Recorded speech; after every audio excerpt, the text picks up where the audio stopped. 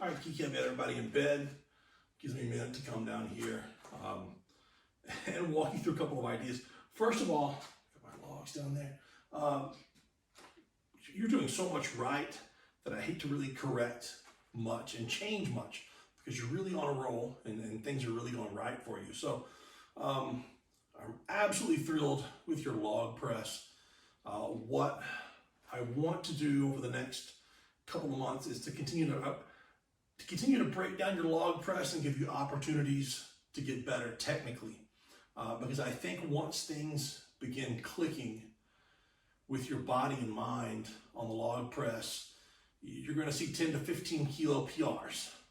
And then after that, it's going to be a lot of work to get a PR. But I think, you know, the mental and technical stuff all fitting together is an immediate 15 kilo PR. So what I've asked you to do is what we're doing right off the bat, I think I listed this the wrong way on the programming, was with your log press work, repeating last week, but going with a fourth song. And I stress this is not cardio. It's not cardio at all. So you're doing one rep. You know, if you're playing a normal song, I mean, like I listen to country, rock, rap, a lot of those songs are around 4 minutes. So within 4 minutes, I'm trying to get somewhere around 5 to 6 reps. That's it. And I'm trying not to be, you know, last few seconds get a rep. If it's the last few seconds, I want to be sitting down somewhere over here, because at the beginning of the next song, as soon as the next song begins, that's when I, in my mind, hear the referee say, athlete, take your grip, get set, and go. So at the beginning of the next song, I want to be ready to go. But what I'm looking for are opportunities for us to use a weight heavy enough that matters. So, you know, even with the empty log, that is great. And I want you to be able to repeat that, to do a rep and say, that was good, I did it right that time. Now let's do it again. Or that was really close. All I need to do is correct a little bit more leg drive and shove my head through a little faster, and I got it. So let's try to get on the next one. You know, if you're looking at 4 songs, you should be looking at somewhere around the possibility of 20 reps. It should be possible. If you've got to rest a minute, that's fine. You know, if you're looking at 3 reps per song, that's fine. If you start out getting 6 reps on the first one, and then you're like, man, I need to rest, that's fine.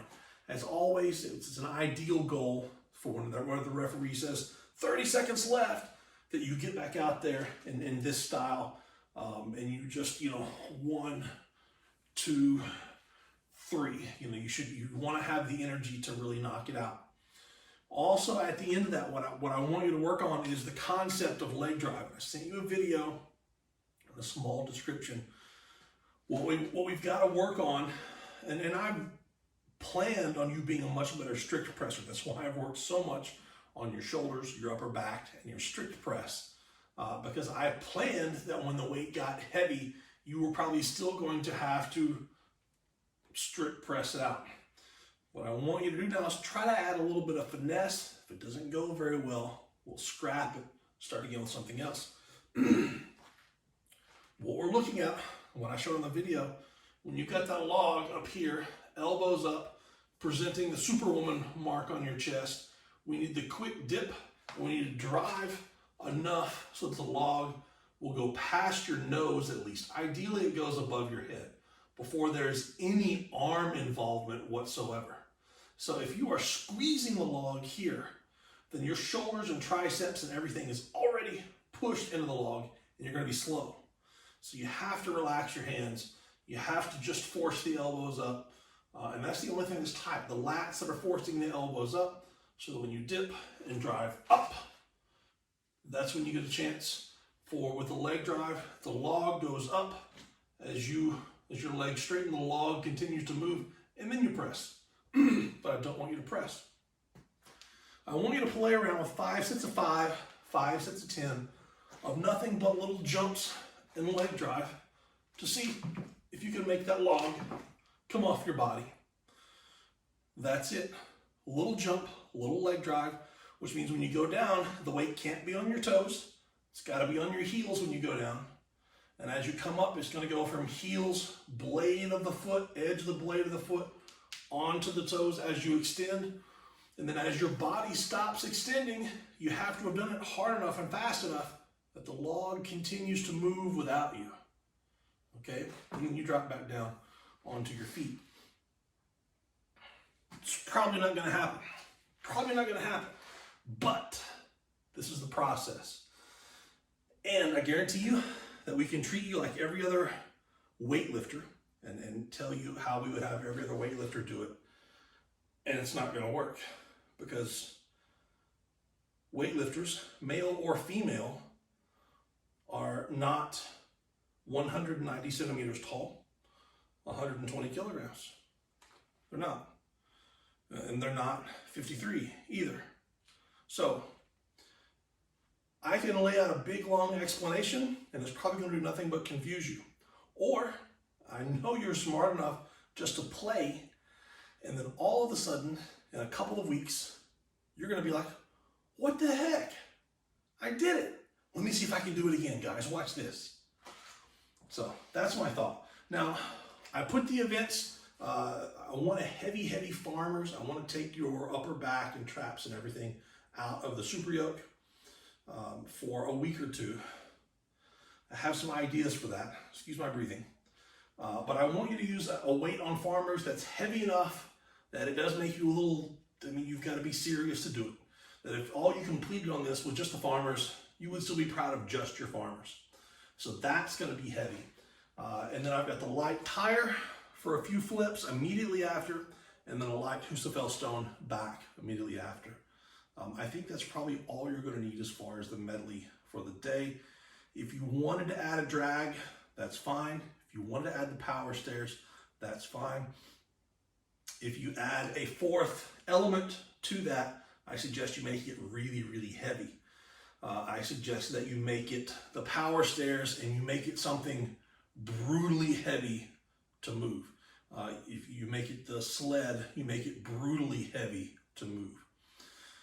What I am looking for, we're looking at your transitions between implement to implement. And what I'm looking for is like when you finish the farmers and you get down to your last step, what I don't want to see, what nobody wants to see, is letting the farmers go and then 4 steps before you know where you are and you see where you're going next. That's the worst thing, is to set it down and then you see the athlete go like this. Okay, that can't happen.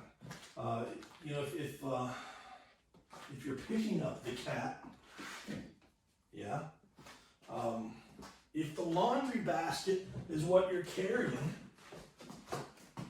if you're carrying the Husafel stone / laundry basket, and you get down to the end, as soon as it's dropped, as soon as you have the understanding of, hey, I'm letting this go, I'm doing it quietly because it's in the house. As soon as you let it go, before you let it go, your eyes need to already be on the next implement, wherever you're going. Even if you're having to go back there, the first thing you're going to do, you have to understand, what's the first thing that I do? Do I set it down? Do I step and turn and go like this? Absolutely not. When that goes down, if you know it's back there, eyes turn, the foot turns, you turn, and then you start going. You need as few simple steps as possible between one implement and the next implement. And that's the way I want you to see things. I think it's really, martial arts was really basic that way, whether you're, you know, and the first thing is, you know, it's the turn and shift. You know, everything that you do is the most simple, effective way to get from point A to point B to point C without making 10 steps to do it. So that's what I want you to practice on. You don't have to run from implement to implement. What I want you to practice on is, okay, I'm right here. I've got the Husafel. Now I'm setting it down, got my arms on it. What do I do now? Okay, so I'm going that way. What foot steps first? Because we know we can't go like this. Kills too much time. So if it's back there, I'm going to step closer, turn, and I'm ready to run towards it. Now you're ready to go.